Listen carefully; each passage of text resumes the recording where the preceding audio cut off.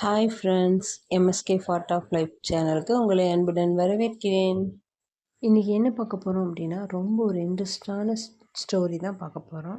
நம்மளோட வாழ்க்கையில் எல்லாத்துக்கும் ஒரு எதிரி அப்படிங்கிறது இருப்பாங்க. கண்ணுக்கு தெரிஞ்சு தெரியாமல் இருப்பாங்க.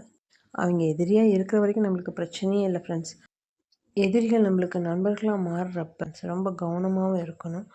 அப்படி ஒரு தவளை எப்படி தன்னுடைய எதிரியை நம்பி ஏமாந்துச்சு அப்படிங்கிற கதையை உங்களுக்கு நான் இப்போ சொல்ல போகிறேன் ஃப்ரெண்ட்ஸ். வாங்க கதைக்குள்ளே போகலாம். இந்த பைமோட் ஷாப்பிங் அப்படிங்கிற ஆப் எல்லா ப்ளே ஸ்டோர்லேயும் அவைலபிளாக இருக்குது ஃப்ரெண்ட்ஸ். இதை டவுன்லோட் பண்ணி இந்த ஆப்பில் நம்ம வீட்டுக்கு தேவையான அத்தனை பொருள்களும் இருக்குது ஃப்ரெண்ட்ஸ். அது மட்டும் இல்லை ஃப்ரெண்ட்ஸ், நம்மளுக்கு இஷ்டமான பிராண்டடில் கூட இதில் நம்ம பர்ச்சேஸ் பண்ணிக்கலாம் ஃப்ரெண்ட்ஸ். அதை விட முக்கியமாக ஃப்ரெண்ட்ஸ், நிறைய ஆஃபர்ஸ் இதில் கொடுத்துருக்காங்க ஃப்ரெண்ட்ஸ். கண்டிப்பாக இந்த ஆப்பை எல்லாருமே பர்ச்சேஸ் பண்ணி பாருங்கள் ஃப்ரெண்ட்ஸ். இந்த ஆப்பை யூஸ் பண்ணுங்கள் ஃப்ரெண்ட்ஸ். இதனுடைய லிங்க்கை நான் டிஸ்கிரிப்ஷன் பாக்ஸில் உங்களுக்கு கொடுத்துருக்கேன் ஃப்ரெண்ட்ஸ். கண்டிப்பாக இதை யூஸ் பண்ணி பாருங்கள் friends. Sponsored by Zen review. ஒரு காலத்தில் ஒரு வயதான பாம்பு இருந்துச்சா ஃப்ரெண்ட்ஸ். அது ரொம்ப உடல் மெலிஞ்சு தன்னால் அது நவரக்கூட முடியாத அளவுக்கு இருந்துச்சா ஃப்ரெண்ட்ஸ். என்ன காரணம் அப்படின்னா, அது ரொம்ப நாளாக சாப்பிட முடியல, அதுக்கு இறை தேட முடியலை. அது ரொம்ப ஒரு தவளை இருக்குது அப்படின்னா அதை போய் பிடிச்சு சாப்பிட்ற அளவுக்கு அதுக்கு பலன் இல்லையா ஃப்ரெண்ட்ஸ். அப்போ இது என்ன முடிவு பண்ணுச்சு அந்த பாம்பு, நம்ம இப்படியே இருந்தால் செத்துருவோம், கண்டிப்பாக இதுக்கு ஏதாவது ஒரு முடிவு பண்ணி ஆகணும் அப்படின்னு யோசிச்சு அது இருந்த காட்டை விட்டு பக்கத்தில் கொஞ்சம் தூரம் அப்படியே மெதுவாக ஊர்ந்து போச்சான் ஃப்ரெண்ட்ஸ். அப்போ போகிறப்ப ஒரு பெரிய குளம் இருந்துச்சான். அந்த குளத்தில் பார்த்திங்கன்னா பயங்கர ஒரு லட்சக்கணக்கில் தவளைகள் வசித்து வந்துச்சான். அதில் அழகா ராஜா ராணி அப்படிங்கிற மாதிரி இளவரசன் அப்படிங்கிறது ஒரு ஊர் மாதிரி அந்த தவளைகள் ஒற்றுமையாக வாழ்ந்து வந்துச்சான் ஃப்ரெண்ட்ஸ். இது அப்படியே அந்த குளத்து பக்கத்தில் போகிறப்ப அந்த தவளையோட இளவரசன் அழகாக விளையாண்டுட்டு இருந்தாங்க ஃப்ரெண்ட்ஸ். அப்போ பாம்பு வரதை கூட கவனிக்காமல் விளையாண்டுக்கிட்டே இருந்தாங்க. இது என்ன பண்ணிச்சான், மெல்ல போய் பக்கத்தில் நிற்கிறப்ப அதுக்கெல்லாம் பயந்து ரொம்ப அலறி ஓட ஆரம்பிச்சிருச்சான் ஃப்ரெண்ட்ஸ். ஆனால் இந்த பாம்புவங்கள அந்த தவளையை ஒன்றுமே பண்ணலையாம். அந்த தவளைகள்லாம் என்ன நினச்சோ, இறந்துருச்சோ அந்த பாம்பு அப்படின்னு யோசிச்சு அந்த இளவரச தவளைன்னு சொல்லுவாங்க இல்லையா, ராஜாவோட பையன், அந்த தவளை மட்டும் என்ன பண்ணுச்சுன்னா, நான் இது உயிரோடு இருக்கா இல்லையா அப்படின்னு நான் பார்த்துட்டு வரேன் அப்படின்னு சொல்லி ஓடி போய் பாம்போட தலையில் குதிச்சுட்டு அங்கேருந்து ஓடிடுச்சான் ஃப்ரெண்ட்ஸ்.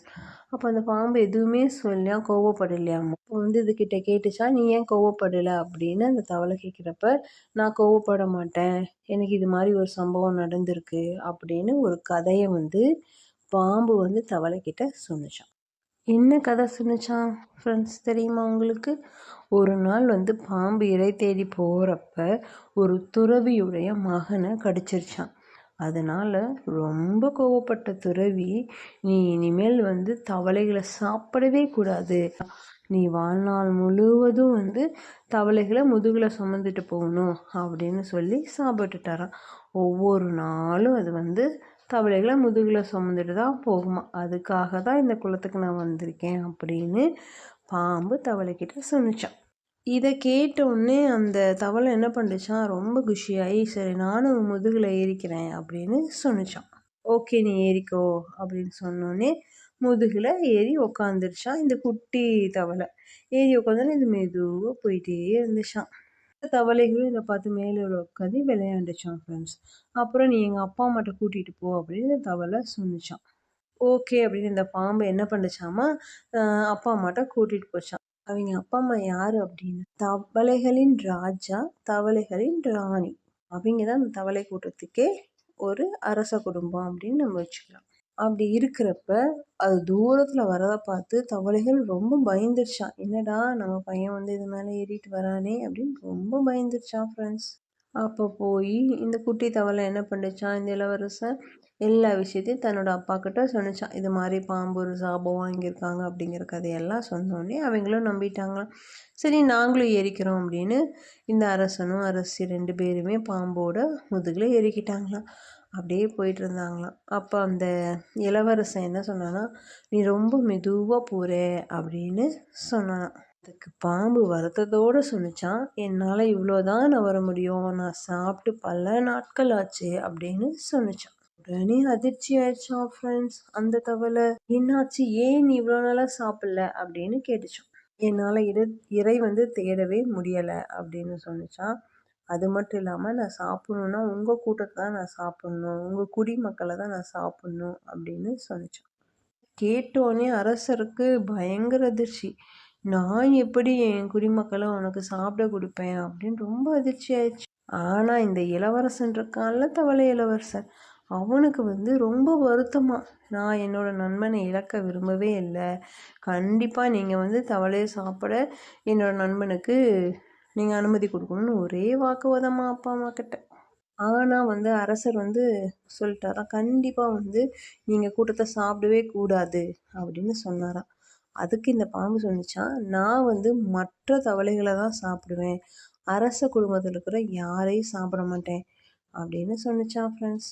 இதற்கு ஆதரவாக வந்து சப்போர்ட் பண்ணிக்கிட்டு அந்த அரசியும் வந்து சொன்னிச்சான், சரி பையன் ஆசைப்படுறான் செஞ்சுருங்க அப்படின்னு சொன்னிச்சான். அதனால் ஓகே நீ தவளையை சாப்பிடு அப்படின்னு சொல்லி ஒத்துக்கொண்டார் ஃப்ரெண்ட்ஸ். பாம்பு என்ன பண்ணிச்சான், டெய்லி வரதான் பசியார தவளைகளை பிடிச்சி பிடிச்சி சாப்பிட்டு ரொம்ப மெலிஞ்சு ரொம்ப பலவீனமாக இருந்தது. பயங்கர பராக்கிரமசாலியாக நல்ல ஸ்ட்ராங் ஆயிடுச்சான் ஃப்ரெண்ட்ஸ் அந்த பாம்பு. இப்போ அது என்ன பண்ணுச்சு, அந்த குளத்தில் இருக்கிற அத்தனை தவளைகளையும் சாப்பிட்டுருச்சு. தான் பசியார எல்லாம் சாப்பிட்டுருச்சு. கொஞ்ச நாள் இப்படியே போயிட்டு இருந்துச்சான் ஃப்ரெண்ட்ஸ். லாஸ்ட்டாக வந்து என்னாச்சா, பாம்புக்கு ரொம்ப பசி எடுத்துக்கிச்சு. அப்போ நேராக என்ன பண்ணிச்சான், போச்சான் அந்த ராஜா கிட்ட. இது மாதிரி நான் குளத்துல இருக்கிற எல்லாத்தையும் சாப்பிட்டேன், இன்னைக்கு எனக்கு பசிக்குது, நான் உங்கள் 3 பேரையும் சாப்பிட போகிறேன் அப்படின்னு சொன்னான். யார், தவளையோட அரசன், தவளையோட ராணி, தவளையோட இளவரசன், இவங்க எல்லாத்தையும் சாப்பிட போகிறேன்னுச்சான். உடனே தவளை சொன்னிச்சான், நீ எனக்கு வாக்கு கொடுத்துருக்க, அரச குடும்பத்தை சாப்பிட மாட்டேன்னு சொல்லி சொன்னிச்சான். உடனே பாம்பு சொன்னிச்சான், என்னோட பசியை வந்து தீக்கிறதுக்கு எனக்கு எப்படின்னு தெரில, எனக்கு வயசாயிடுச்சு, என்னால் இரை தேடி போகவும் முடியல, அதனால தான் நான் வந்து உன்கிட்ட போய் சொன்னேன் அப்படின்னு நண்பனாக பழகி ஏமாத்திருச்சான்.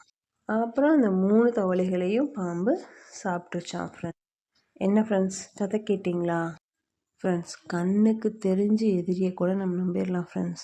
ஆனால் எதிரியாக இருந்துட்டு நான் நண்பனாக அவங்களோட பழகிறேன் அப்படின்னு சொல்கிறான் பார்த்தியா, அவன் ரொம்ப ரொம்ப danger.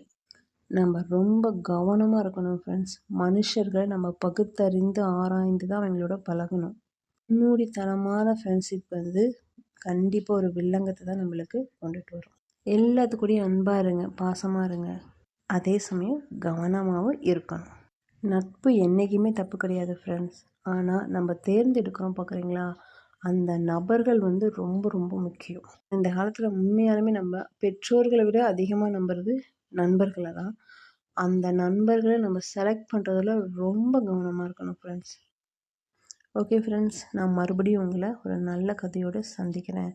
Thank you friends, thank you for வாட்சிங், பை பாய்.